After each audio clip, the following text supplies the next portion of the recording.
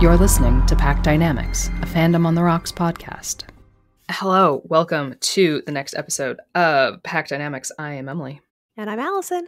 Welcome back to the show. Thanks for listening. This is Season 1, Episode 11, the penultimate episode of Teen Wolf. Penultimate?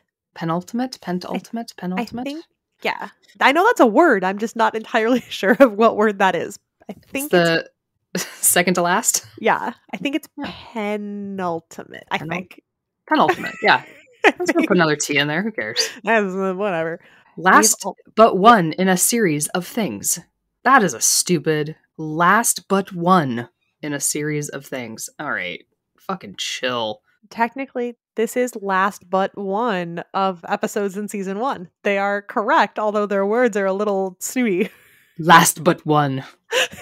That sounds very, prophecy related. We got some episodes to go before we get into that shit, so. It's true. We got time.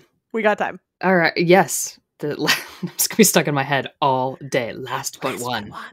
Yes, this is Season 1, Episode 11, Formality. Great play on words because it's the winter formal. When Scott isn't allowed to attend the winter formal, he forces Jackson to take Allison. When disaster strikes, however, Scott is forced to reveal his other self. This episode aired August 8th, 2011. Nothing like really a winter dance in the middle of August. Yeah, I really appreciate the audacity of that calendar planning. I know. They were like, fuck it. I really appreciate it. Let's put on. That's why everyone's dresses were so short. It was August. It was August, yeah. Like, we're not even going to pretend that it's Northern California in the winter. No, absolutely not. Screw it. Absolutely not. Yeah, we're so close to the end here. We are. Things are ramping up. It's very exciting. Quite a lot happening, so we should just dive right in.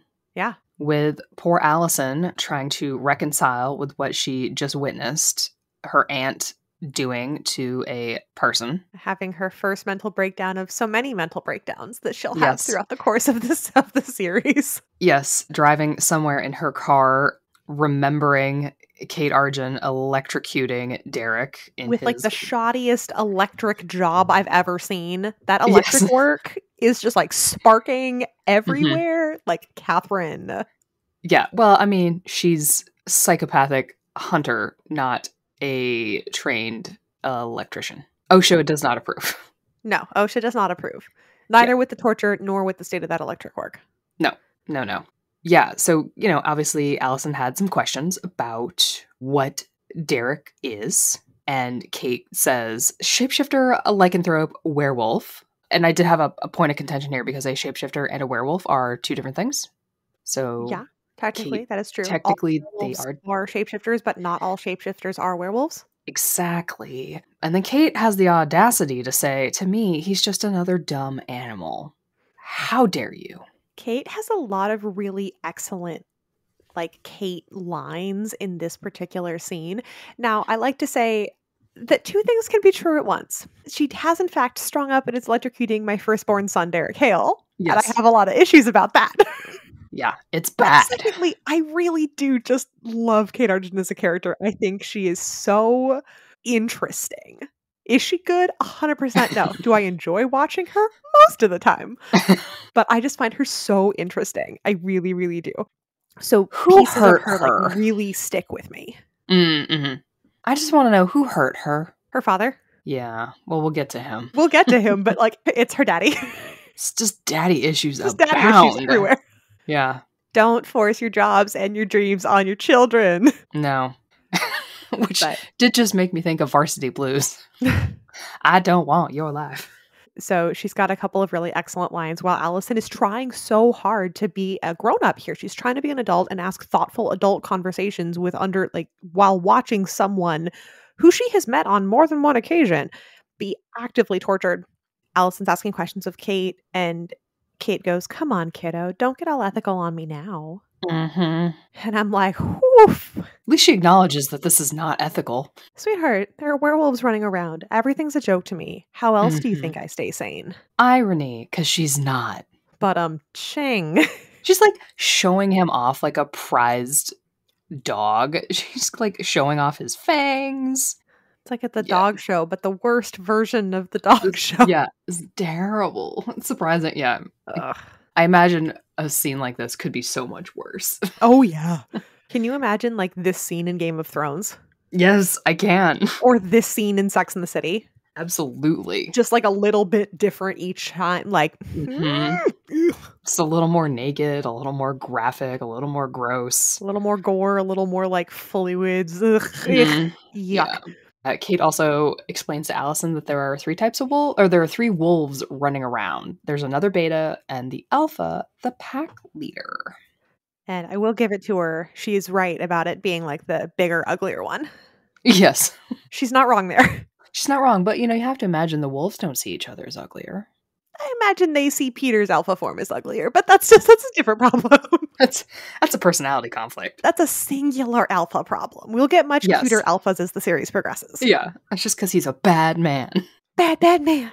And, there's also the conversation about that the family doesn't think... The family is a capital T, capital F, the family. Right. Doesn't think that Allison can really handle the truth of the family business, capital F, capital B, supernatural style, and the truth of, like, the real world. Because she's a sad, delicate, little pale creature of a girl. And there's that scene because Kate takes Allison out of the hallway and they're standing in the hallway and Kate's talking. It's like, what I see in you is natural talent. Like, I know you can do this. I believe in you. And it's moments like that that really strike me as juxtaposed to just a few minutes ago where Allison's trying to ask all these big grown-up questions, trying to make up her own mind about the ethical nature of our werewolves people. Mm-hmm. They are, by the way. They're definitely people. They're people. They're people.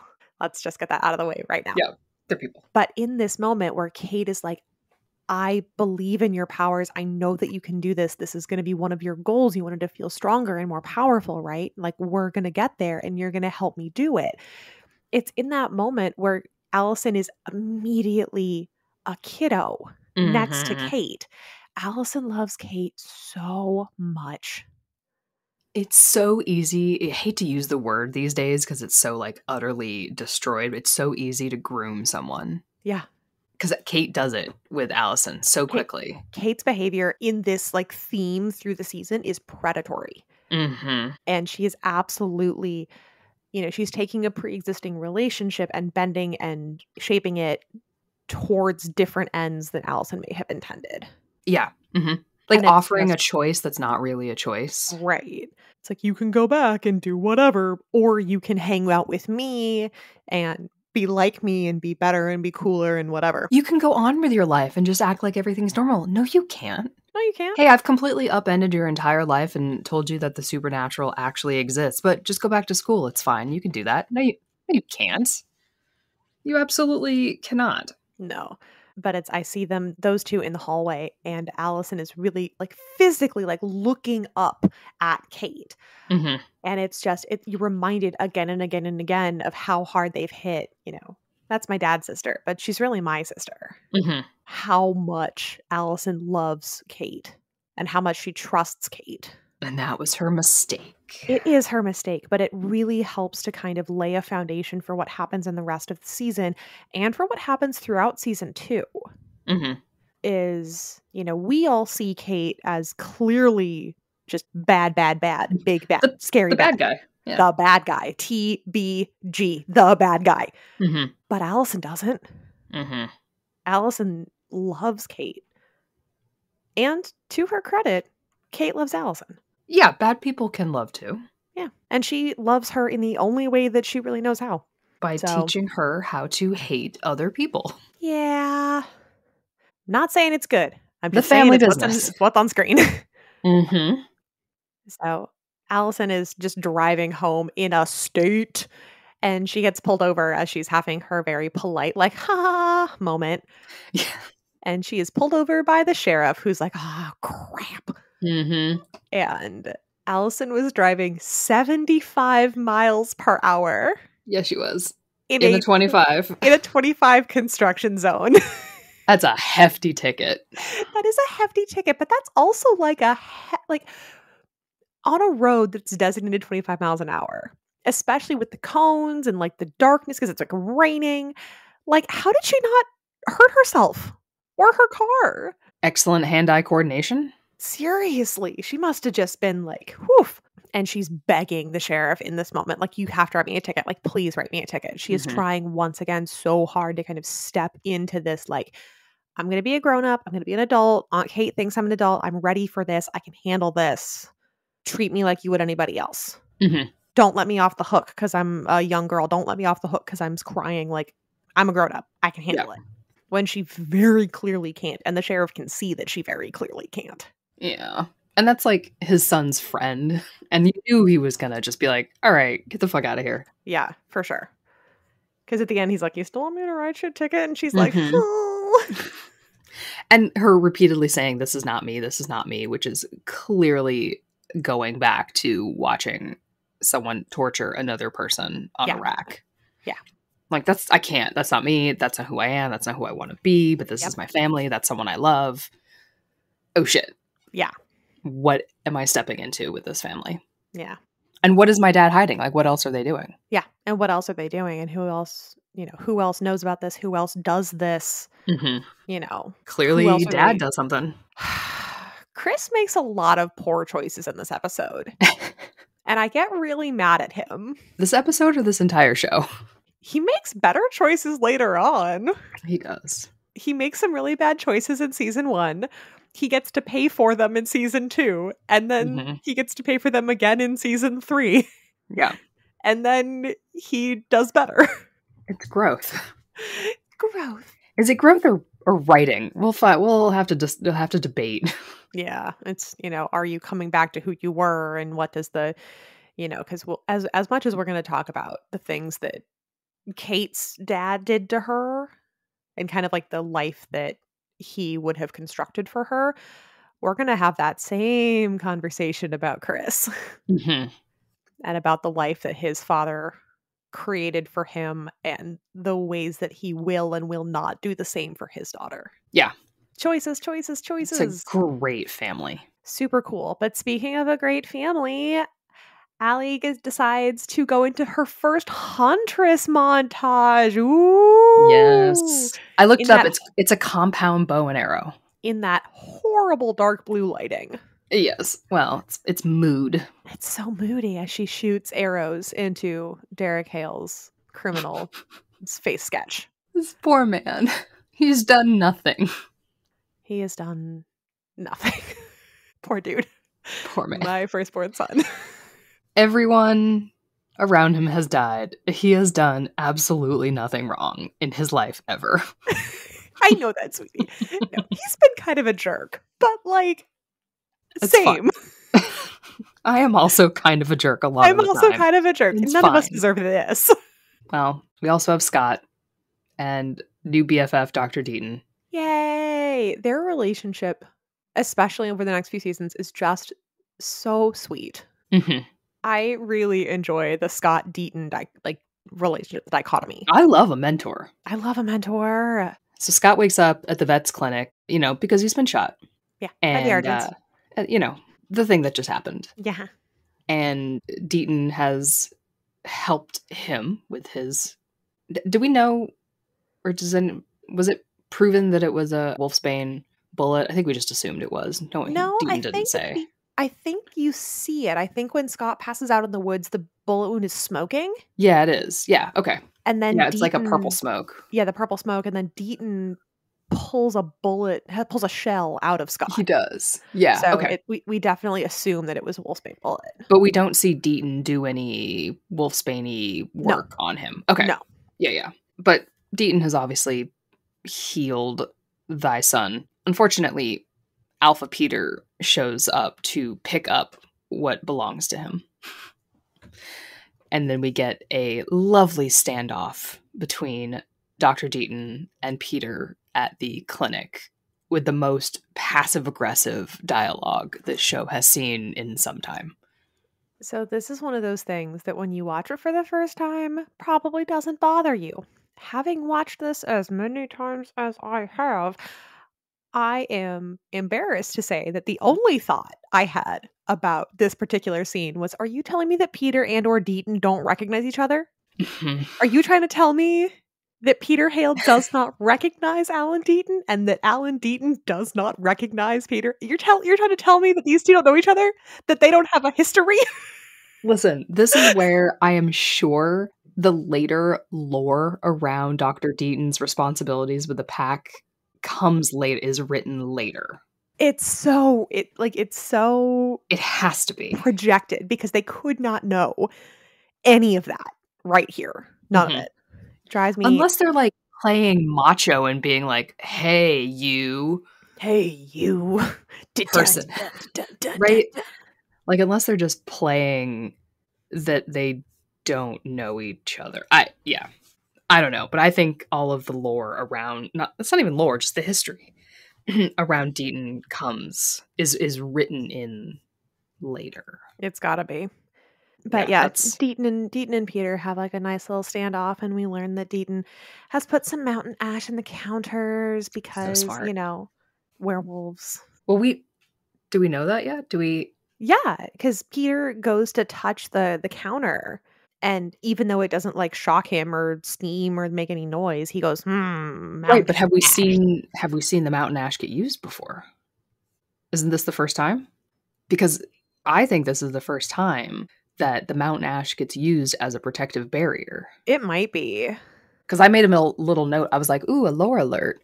Lore alert. Because Peter's like, ooh, mountain ash, that's an old one. And I'm pretty sure that this is the first use of it as like a protective barrier. Because usually we get mountain ash from Deaton. And Styles. Yeah, but Styles would get it from Deaton. Yeah. And he hasn't kind of opened up that relationship yet. And I don't think the Argents use it. No, I think this is the first time. Yeah, because we do a lot about Wolfsbane. But I don't know if they talk about like a mountain ash arrow. Not that I remember. So I think this is the first like, ooh, a new thing that they have in their arsenal. Mountain ash. Do. Now, there's no explanation yet of what it's doing. He's just like, mountain ash, that's an old one. And he clearly can't approach any further. Yeah. So, like, we'll come back to whatever the fuck this is. Yeah, we'll come back to this, I'm sure. And then he throws a temper tantrum by throwing a chair, and Deaton doesn't even flinch. Duh. He's so cool. He's a badass. We like Deaton. We really do. But unfortunately, Peter is going to go after Allison to find Derek. Because he knows that she obviously knows where he is. He knows that she knows that he knows that we know that she knows that he knows. Somebody knows. Someone knows blob something. Is back. Someone knows something. The blob. Yeah. So we then, after Scott gets out of the hospital, we find him searching frantically for his telephone. This is like the third one he's lost in a few months. Yeah. Poor kid. Yeah. I don't know. Does anyone know what his phone number is? Is he able to keep his phone number? Like, or does everyone just get texts from a rando going, hey, it's Scott again? How did it work in 2011? I don't remember. I don't remember, man. I've had the same phone number for 20 years. Yeah, let's not talk about it. I had to lose mine and I'm very upset about it. Dude, but we have a landline, so. I miss my landline. I really do. I love it. I have my note in here. Big circle of chaos. Scott to get to Derek, to get to Peter, to get to Allison, to use whatever. Yeah. Where to get to someone to do the thing to do who cares? It's a circle of chaos. And then we get some very excellent Styles season 1 quotes. Are you starting to see a pattern of violent behavior here? Yes. Could you at least think about letting him die for me? No. I always like that one. No, Scott. No, Styles. No, I can't. No.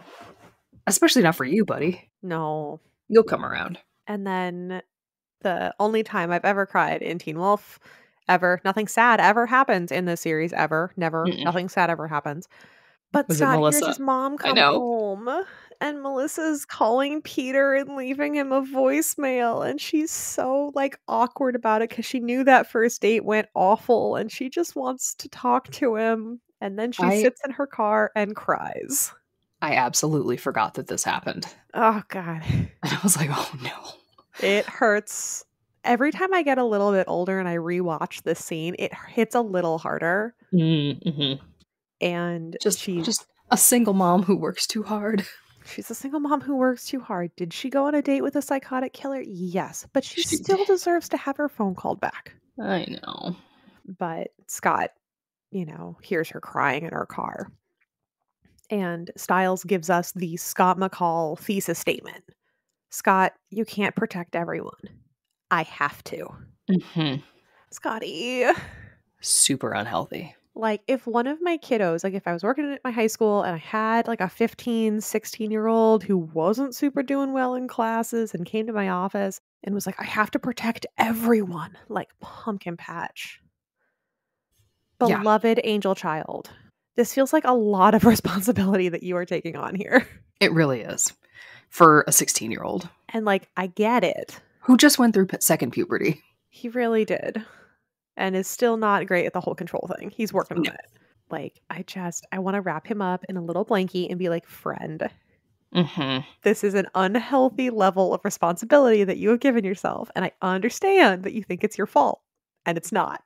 He tries so hard. He tries so hard. Also, this is a real cute episode for him for the most part. And so we're gonna get there. It's gonna be precious. I'm very excited for Scott's antics later this episode. What's not precious is that we have to return back to Kate and Derek. And then it gets hit with a thing that I never noticed before.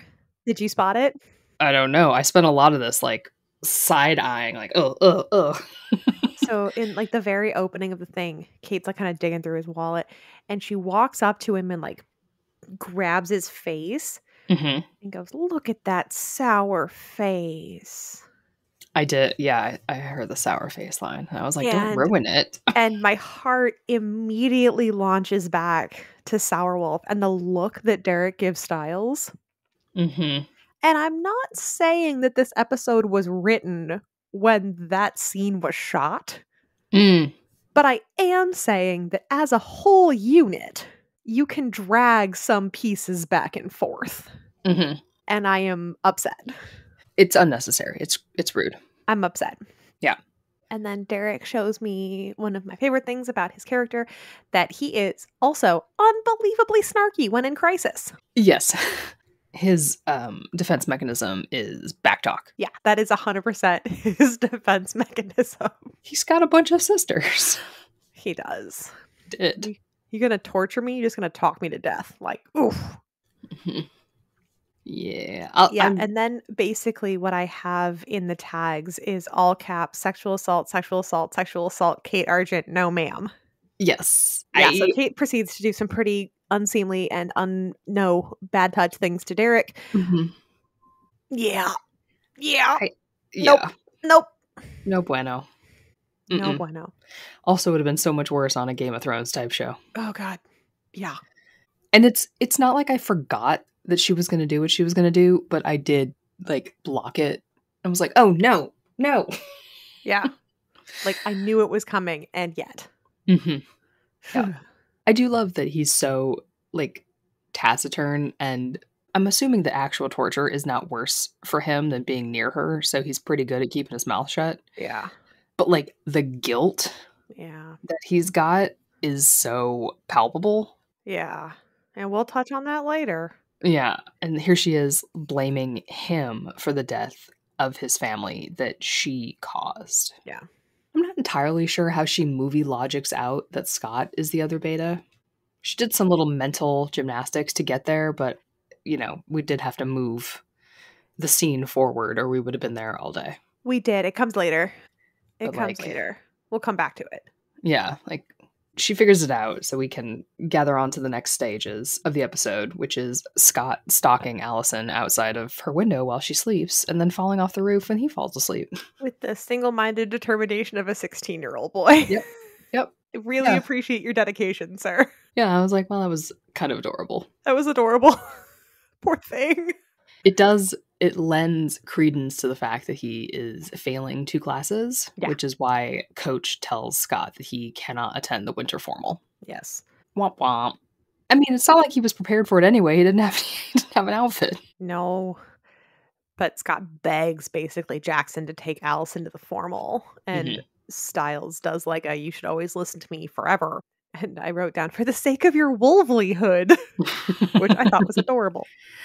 I wrote down, yay, plot memory, because they call back to the fact that Jackson and Allison actually spent a bunch of time together and were friends for a hot minute. They did. I was like, yes, they remembered what they did. Yeah, I'm reading a fic right now where Jackson, Allison, and Lydia are together. And I'm sitting here going like, yeah, that's like a season 1, season 2 kind of, yeah. Yeah. Mm-hmm. Like, heck yeah, I'm there. But it's not out of the realm. Not out of the realm. But here we get definitely some like Jackson Scott styles all being together. It's like, he saved your life. He's like, I don't care. Goobers. And then, of course, because Scott's nice way didn't work, he decides that it's time to physically attack Jackson. Yeah, why not? For funsies. I think this is the first time he's ever had fun with his powers, which he'll do a little bit later in the series. Mm-hmm. And Styles is just such a good friend. Scott and Styles are such good friends. It's pretty great. Yeah. Politely obsessed. Well, I mean, we're recording this podcast, so I imagine there's some polite obsession happening here in the first place. Deep sigh. Speaking of polite obsessions, let's talk about today's sponsor, Macy's. Wait, are you even allowed to say that? I have absolutely no idea, but this next scene feels like a Macy's product placement. It did. And in 2023, there are still Macy's. Yeah, it's true. Hey, good for them. Good for them. Yeah, back when people used to pay full price for prom dresses, good for them. Yeah, and actually go into stores and try them on and not just buy a bunch and then send them back. I did that once. I spent just under $100 on a prom dress. And then I proceeded to buy my next 3 years worth of prom dresses at Ross. Nice. And paid $15 for them, and it was fabulous. And nobody else had my dress like they did my freshman year. Right, because they would be last season. Yeah. Or last 2 season seasons. Forever ago. Yeah. It was awesome. I didn't go to school dances because, ugh. Okay, so here's my big question that I haven't quite figured out yet. So Lydia is offering to buy Allison's dress as an apology for kissing Scott. Yes. And Allison's like, I'm going to ask you for more, and basically says, I want you to go to the winter formal with Styles. Why? The plot, I think. For reasons? I think it's to keep Styles in the scene. Because otherwise he would just be there dancing by himself. Well, he doesn't really play any other part in the scene. Like, because Lydia whisks him away, and it's Scott that calls Allison's car. But he does get the chance to tell her that he has a crush on her and that he thinks she's smart. No, that's later. That's in the formal. Yeah, but that's what I'm saying is like the taking Styles. Oh, why is he even there at the Macy's? Yeah, like why? Why is he even there? Allison at the Macy's? Doesn't know about Styles' crush on Lydia. Oh, why is he even there at the Macy's? Like, because I imagine he's there with Scott, or it's like, yeah, like the way I imagine it going is that. Oh, I imagine maybe they're just following the girls around to try to protect them from Peter the entire time. I don't maybe. Like, but I'm trying to think, like, why would Allison want Lydia to go to the formal with Styles? And my only guess here is this is an Aunt Kate ploy. That it's like, we've got to split people apart and keep eyes on everybody. I don't know. I don't understand. But, like, Allison, to this point, doesn't really know Styles enough. They haven't talked about this, at least not on screen. Yeah. No, that's good. I thought you were asking why he was at the dance, like so the actor could be in the shot. No, not why he was. Why is he at Macy's to carry Lydia's dresses? Listen, the man likes to shop. It's definitely just so he can drop the line. Is this a 24-hour Macy's? I think you're right. That line is incredible. It's an iconic. You know, 24-hour Macy's is, I think, the setting of a horror movie. Correct. Yeah. And so Lydia has whisked herself away to try on prom dresses with Styles in tow, and Allison's looking at prom dresses, and up comes Uncle Peter to tell Allison that this isn't your color. That man. What? Okay, I was also waiting for a fucking security guard to be like, ma'am, this is the girls section. Yeah. Get out. So many questions. Like, they're so close to a dressing room. Like, man, sir, you cannot be this close to 16-year-old girls at the Macy's. Like, leave. Blah. He's, like, talking about her skin tone. Like, blah, you can, like, drink her blood? Stop it. And, like, the part that I think I, like, blocked out, I'm pretty sure she buys the dress he gives her. Yes, I think she does. I'm pretty sure that's the dress she picks. Yeah. Gotta give it to him. It's a cute dress. She looks great. For someone who's been in a coma for however many years, he's got taste. Yeah, Yes. I don't understand. I have so many questions. I think that's like every once in a while you can tell that a man has written something where you're like, no, stop it. It's fucking creepy. So from one fucking creepy villain to another, we go back to the dungeon. Yay, the dungeon. And along with, torture, etc., Kate figures out that Derek never told anyone, including Laura, about Kate and the truth about the fire. Mm-hmm. So Kate kind of wiggles it out of him that he's been carrying this all alone. And massive, massive props to the performer, Tyler Hoechlin. Derek is trying so hard not to cry. I know. Like, you see that, like, if you've ever seen somebody, like, try to hold tears back, it is physically painful. Derek is trying so hard not to cry. Yeah. And I'm all caps in my notes, baby boy, you do not deserve this. Is he a grown man? Like, he's a fictional character and he doesn't deserve this. He does not. My firstborn son does not deserve this. And so Kate says something. It's like, oh, it's like history repeating itself because you're going to be responsible for the deaths of all your friends again. How fun. Yeah, like deaths of his pack all over again. And then she starts like, ooh, it's history repeating. Huh. I think sometimes when she's talking, I'm just like, shh, no talking. And then her lines just go by my brain like, no. Yeah, so it's like, it's not Jackson who's the second beta because he's not in love with Allison, not like Scott. So she's putting a lot of credence in the fact that her beloved niece has also seduced a werewolf to destroy him, even though that wasn't quite how it worked out. But she's not wrong. Yeah, not wrong. And Scott's looking to sneak into the dance because, Allison. Because so much of this is because Allison. Because Scott likes Allison and he's 16 years old and he loves a pretty girl and just wants to see her happy. Like, and Melissa just freaking out a little bit. Like, how did you afford this? And sees that his suit jacket's like duct taped together. It's like, oh, that's how. Yep. Hey, that's problem solving. Dude. And then she has to sew up the seam of his pants. It's like, oh, baby. He's trying. He's trying so hard. And Mama comes in and just swoops and it's like, this is the problem I can solve. Yep. She can't solve the Allison girls problem. No. Can't solve the Peter problem. Yeah. She can sew his pants back together. Thanks, moms. And gives him an incredibly cute little monologue about, women love words. And it's very, very soft and sweet. It is. I like to learn how to say it and then learn how to say it better. Yeah. And write it in a poem, attach it to some flowers, carve it in a tree. Not a tweet. Not a tweet. Not a hashtag. Not a hashtag. But we finally made it. We've made it to the formal in Formality. Yay! Title of the episode. Check. So Jackson pulls up in his Porsche. Which is still working after Kate Argent, took the little thingy out of it. Yeah. And Allison is looking incredible. Yes. With that classic side pony, that extra chunky necklace, and that little... I wrote down the chunky necklace. Her little bolero. Oh my God, what a cutie. Oh, God. And Jackson drinking shitty alcohol in his car. Yeah. And Styles pulling up with Lydia in the Jeep. And I'm just having a lot of really soft feelings. All the babies. Yeah. I also love that Allison sees Scott sneaking into the school on the roof, but no one else does. And she thinks it's adorable because she giggles at it. Yeah. She's like, all right. And here we have Jackson Whittemore, sponsored by Hugo Boss. Hey, man looks good. He does. Man looks good. And Lydia gives her first kind of sneak attack of being grounded and brilliant as she has her monologue about I will not fall prey.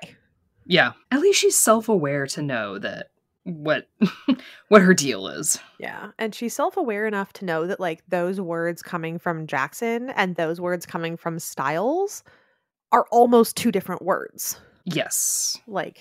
She knows the difference between them and the way that they're saying it and the way that everything is happening. Yeah. Season 1 Stydia. Here's our really good first solid Styles and Lydia episode. Oh my god, these two are real precious, and their I bond is real don't special. dislike Stydia. No. I'm just so steric that it's like Claying goggles. It's like, yeah, you're cute. Where's the steric? Yeah. I have solved this problem in my own life. Yes, you do both. You know, they can just hold hands in a big circle. Got it. Stiles and Lydia, Lydia and Derek, Derek and Stiles, Stiles and Lydia and Derek. Mm-hmm. That's how I just solved the problem. I mean, in my own life, everyone has their own tastes and dislikes, but like I'm trying really hard to take, or at least to loosen my steric goggles a little bit. I'm trying. But this early season 1 Stydia, especially in this episode, is so sweet. Mm-hmm. Like, is Stiles still a little shit? Of course he is. Naturally. Is he a little inappropriate? Of course he is. Yeah, I don't like anything that borders on stalking. No, really don't like the language he uses when he gets forceful with Lydia. Mm-hmm. But for being 16 and for like the kid shooting a shot is kind of what he's doing. Yeah. And like, all things considered, he lays it out on the field, and there's more good than bad.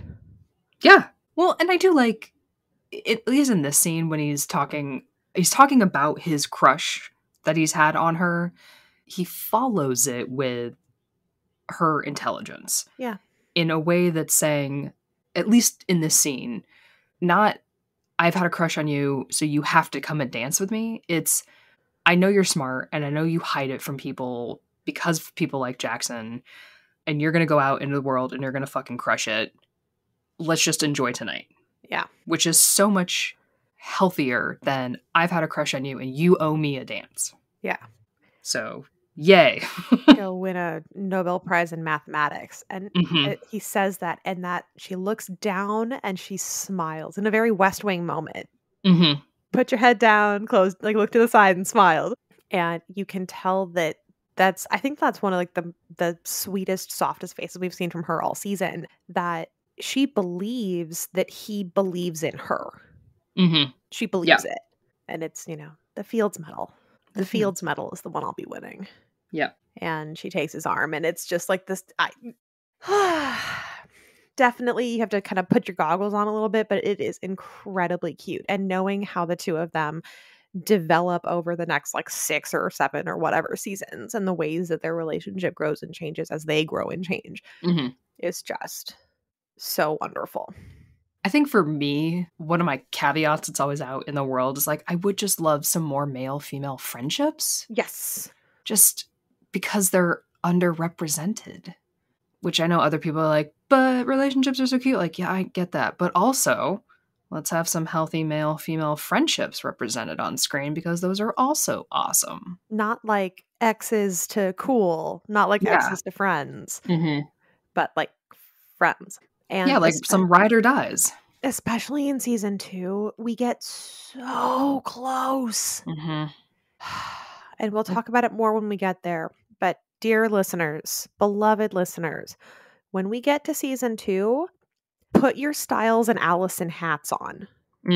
And just like look at all the potential that they laid out for that friendship to blossom. Yeah. And that's one of the things that we end up kind of like not paying attention to all that much, but makes further stories so much more impactful. Like Allison and Stiles clearly have a relationship, because Allison and Scott and Stiles and Scott also clearly have relationships of some kind. So it's not like your girlfriend and your best friend don't get along. Like, yeah, they do. Yeah, they do. They're also friends. But yes, speaking of all the nice people who should be at the dance, we have to talk about the 2 people that aren't supposed to be at the dance. And the first one, for reasons passing understanding, is Peter Hale, just hanging out in his leather trench coat in the middle of the dance floor. Good job, Uncle Peter. Good job. So weird. So weird. It's so weird. That is not the Hale leathers that we're looking for. No, absolutely not. And the second one is, of course, our good buddy Scott McCall, who is not supposed to be there and is caught by Coach. So Scott does. Very quickly, too. Yeah, he does. And Scott does. Coach is a great chaperone. He is. Coach is a great chaperone. We love this for him. But Scott does what any reasonable kid who got caught doing something he shouldn't have been doing does. He lies about it. And he goes to a bro. Yep. His bro. His bestie bro that isn't Styles. And snuggles on up to Danny. Who's just like, all right. He's like, hey, bud. Just chill. Hanging out, doing whatever. Doing some dancing. Yeah. Love it. So good. I just like that Danny's so easily like, yeah, okay, I'll live this lie with you. Yeah, it's fine. This is fine. And like Coach is like, and Scott just like snuggles closer to Danny, and Danny's like, whatever. Yeah, can't be homophobic, can you? Yeah, nope. Can't be, And then, of course, the unsung hero of this episode, after Scott leaves, is Danny's date, who walks back up to him and is like, shruggy emoji? And Danny's like, shruggy emoji. She's like, that's Scott for you. Hey, bud. Don't worry about it. So funny. But we do have the problem of Chris Argent. And a drunk Jackson. And a really drunken Jackson. Wow, that boy is smashed. Yeah, he's having a rough week. He's having a really rough week. And like a rough couple months, too, with the claws and the everything. Yeah, he's having a real rough couple weeks. He's wandered off from the dance. And I always forget that there's like woods right outside the school for some reason. Because I'm like, why are there glowing red eyes in the woods? Oh, right, because there's woods right outside the school. That's safe. So he's like, oh, hey, those are the scary red eyes I've been looking for. And goes to find them. He goes quickly towards the danger. Danger. Yeah. And just is immediately like crying at the eyes, like, I want to be one of you. But it's not a werewolf. It's Chris Argent with a rifle and scope. Really? I'm really impressed how Daddy and the other hunter that was with them are able to blink their scopes at the same time. Yeah, I know. Like, they've got like a metronome back there, like, blink, blink, blink, blink. Blink, blink. They've been practicing that at home. Like, they've got to look like eyes. Fucking weirdos. So Lydia's dancing with Styles during like a slow song, and you gotta love though how physically comfortable she is with Styles. Yeah. Like if someone had come up to me and been like, hey, I have had a crush on you since the 3rd grade, and you know, I think you're really smart and like whatever, I'd be like, cool, okay, okay, bye. Mm-hmm. But she has like all of her arms wrapped around him and is like kind of like clinging to him while she's looking for Jackson, which is very soft. But Styles kind of notices it and is like, you gonna go look for Jackson? And she's like, yeah. And he isn't mean about it. He doesn't have one of those big like, you're gonna go looking for your ex. He doesn't have one of those moments. He's just like, yeah, okay. He knows where he stands. And in here we have our famous Glee quote from Principal Figgins, achievement! Achievement! I love it so much. That would be a fun principal to put into Beacon Hills High School. Oh, God. Principal Figgins. I feel like Figgins would immediately get killed. Yeah, he would try to like interfere with one of the spooky things that were happening and just immediately get like blasted back by something. Yeah, I don't think he's got the chutzpah to make it. But still, he's in our hearts as we enjoy this moment. So, yeah. Lydia's looking for Jackson. Styles is kind of like following her a little bit, but not going with her. Jackson is now with Chris and the Hunters. And Scott and Allison are just being really cute. They're being really cute. I love them so much. Season 1 Scott and Allison makes me just melt in my little heart place. I'm very weak for Season 1 Scott and Allison. Which is a shame. Shush. But we have a couple of full circle moments here. Scott says that he loves Allison's smile, and Allison gets this like recognition on her face. It's like, oh, Lydia was right. He was falling in love with my smile. Oh. Oh. And Scott drops the L word, the love level 4, because I love you. And my heart just goes, well, his mama told him to use his words. Use your words. So these two have a lot of very soft, wonderful moments, and they're just precious and adorable, and I love them, which we immediately kind of counterbalance with Jackson, arm in arm with the hunters, like, ha ha ha ha ha. Yeah, this very lovely moment is completely ruined by Jackson making deals with the devil out in the woods. You promise you won't hurt him? Of course. He's just a kid. Sure. So Jackson comes back inside and Styles is kind of like wandering around because like Lydia's not there. And they're having kind of a weird... because Lydia has gone to find Jackson. Lydia's gone to find Jackson and now Lydia's out there alone. So Styles is like kind of sort of trying to be like not supportive, but like not accusatory. Just as he will be later on. But Styles is like, he knows that Jackson's fucked something up. He's like, what's going on? Like, what happened? And Jackson's not taking it well.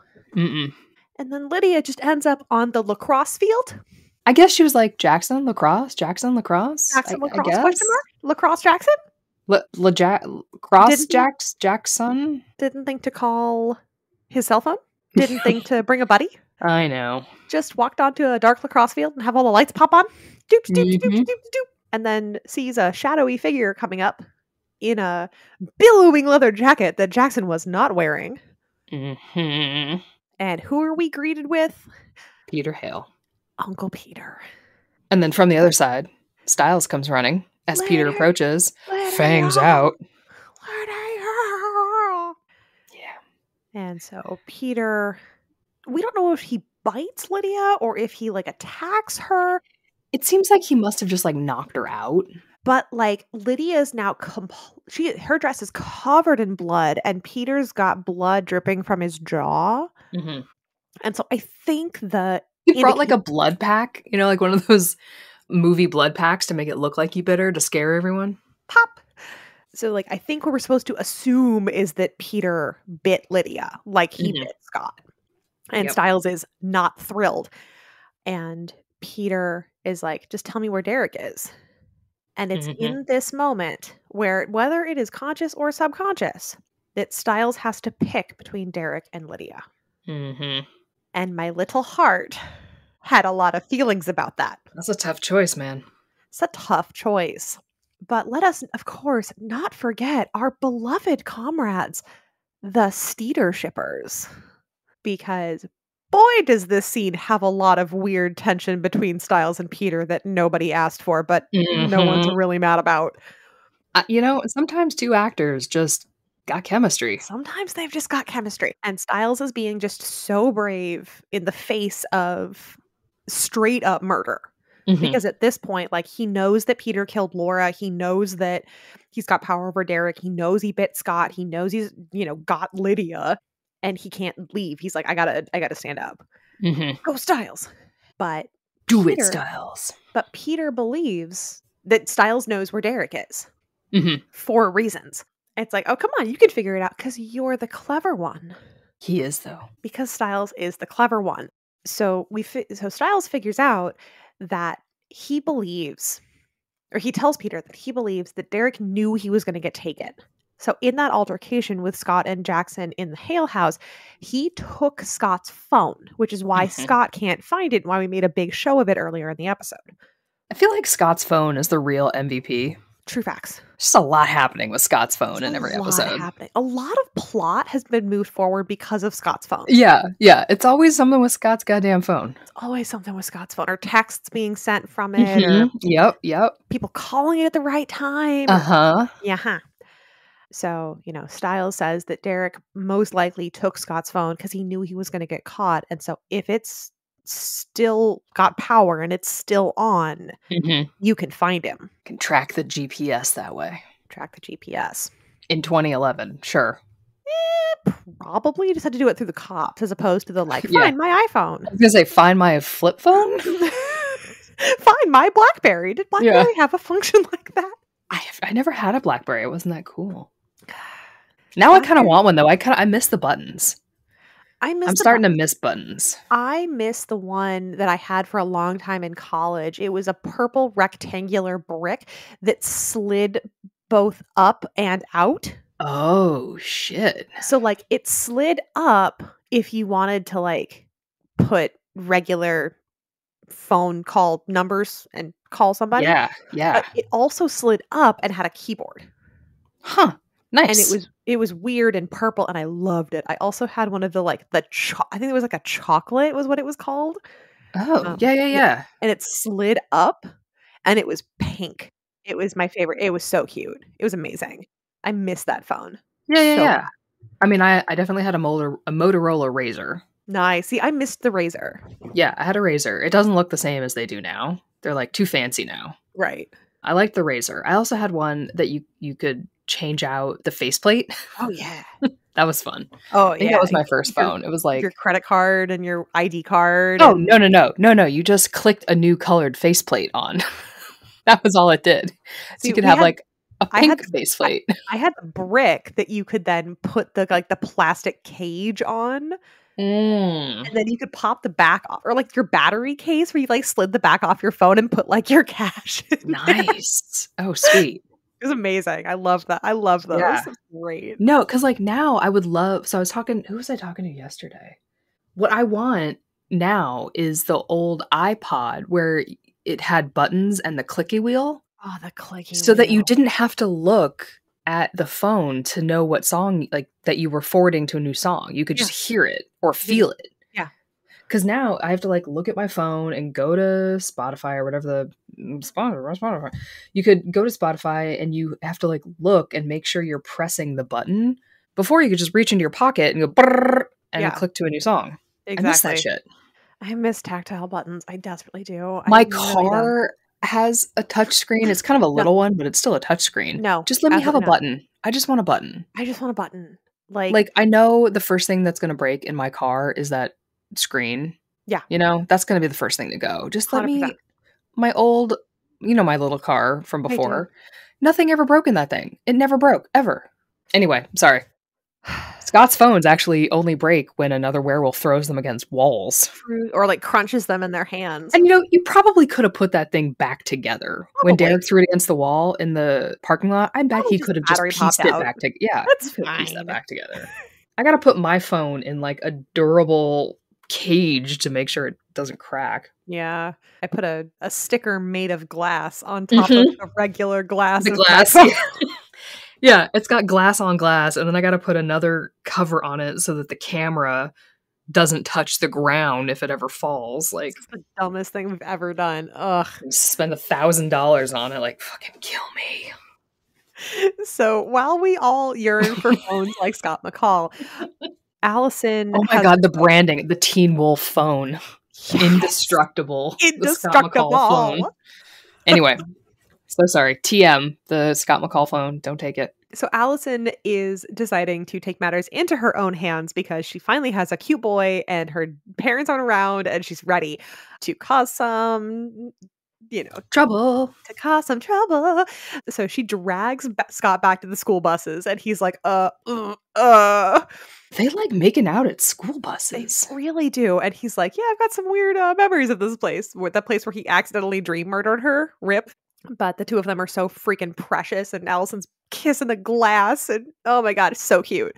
And then as Scott's like, well, I might as well just, here we go. These big cars decide to pull up. Mm-hmm. Big cars. And Allison's stuck in the bus in the middle. And these two... Again, stuck in the bus again. Stuck in the bus again. With that like big like hand over mouth, like, oh, shock face. But like an actual shock face, like Crystal Reed did a great job there. Mm-hmm. Because for two grown adult men who are in very large cars have decided to not hurt a child, to not hurt him. He is a kid. Yep. And they're going to not hurt him by taking their big cars and going very, very, very, very fast. Yeah. And trying to hit this small child. They're going to smush him. Two cars. Smush him right together. Kerplow. And Scott, wanting really hard to not become a pancake, decides to jump and lands on the hoods. And while doing so, has triggered his wolf.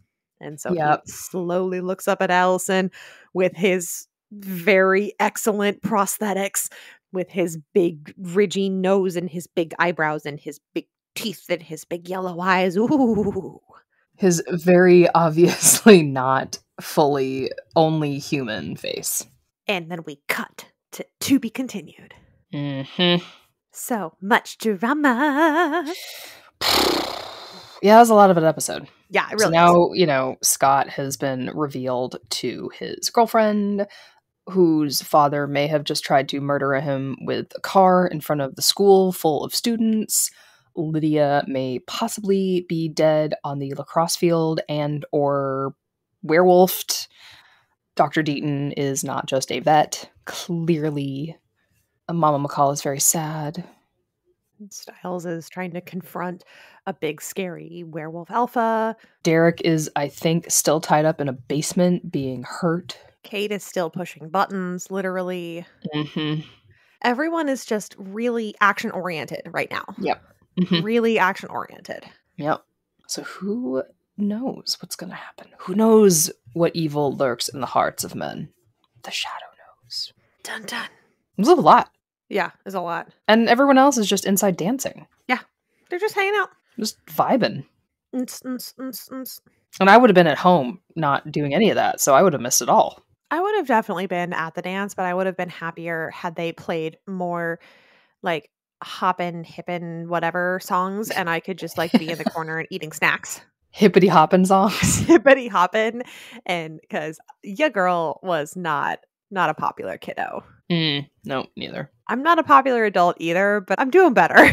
No, populars for other people. Yeah, well, it's like any party. You know, you get really excited to go, and then you're there, and you're like, ooh, not sure if I should have been this excited to be here. Oh, see, I'm never excited to go to a party. I'm just like, no. I suppose that's fair.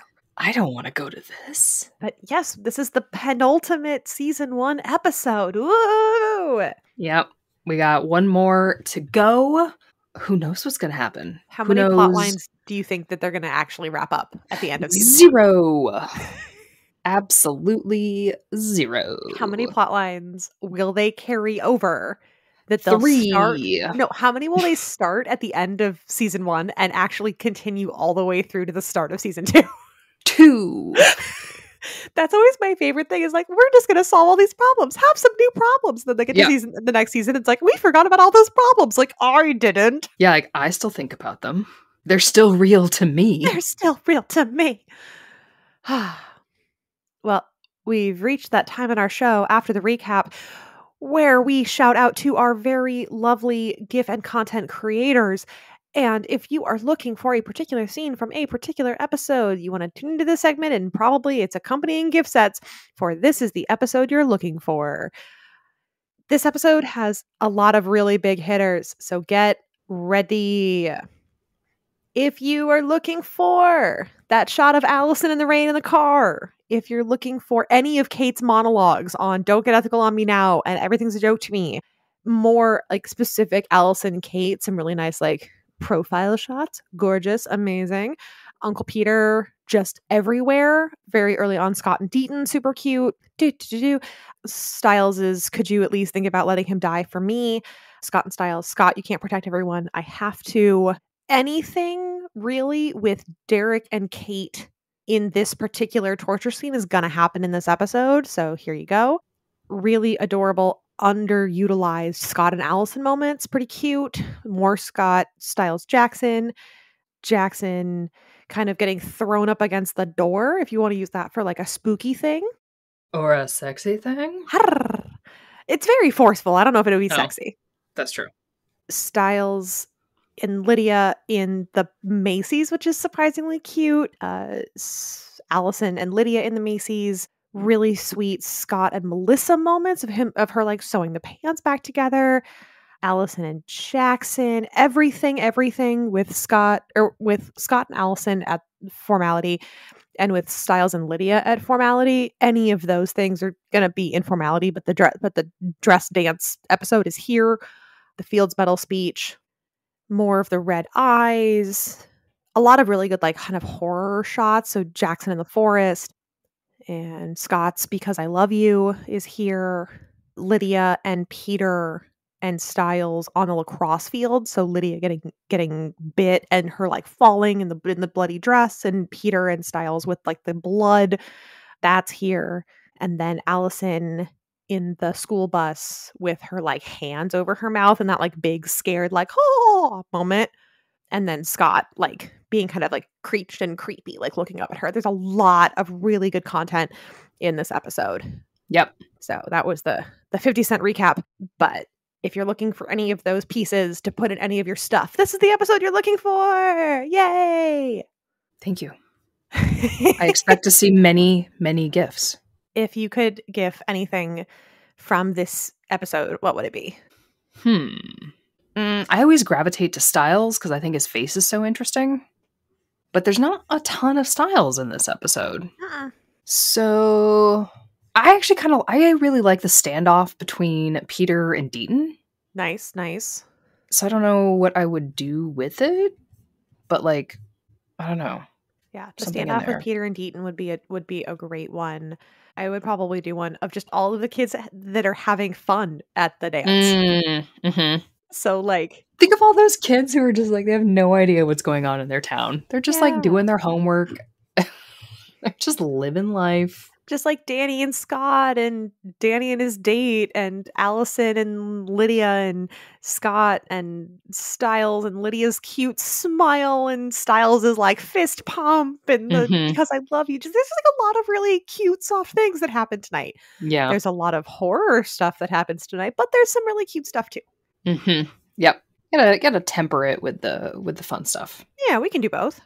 We can do both. Contain multitudes. That's the one. Multitudes. Or like, I don't know, when Scott is telling Jackson to take Allison to the winter formal and he's like, you're her friend too, and then do like a flash, like 4 gifs below it of the times with Scott or Jackson and Allison hanging out. Oh, that would be cute. Because I like them as bros. Yeah, that would be really cute.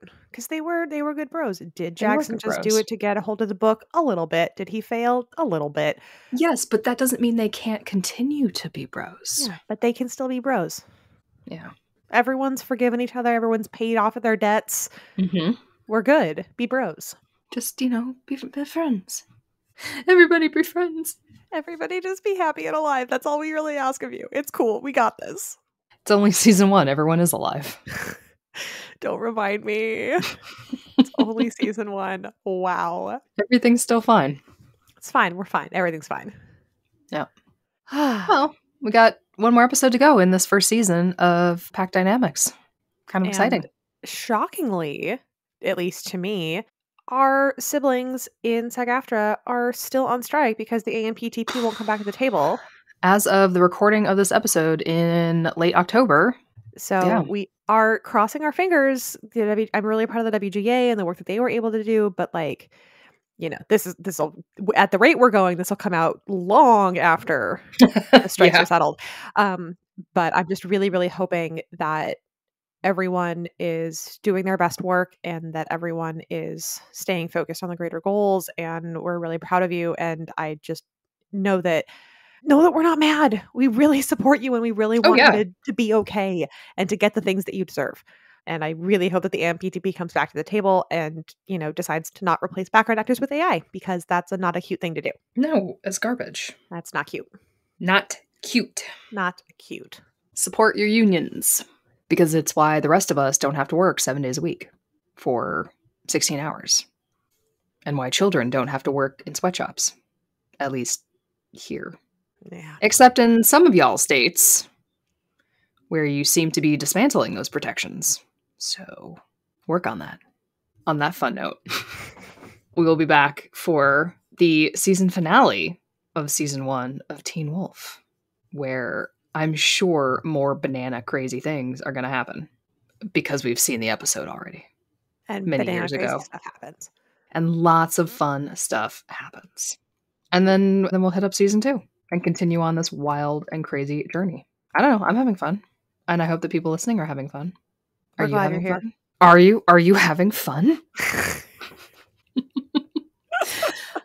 They can't talk back. That's probably the good thing. So thank you for listening. You can support this wee little podcast anywhere you listen to your podcasts and on Patreon at patreon.com/fandom on the rocks.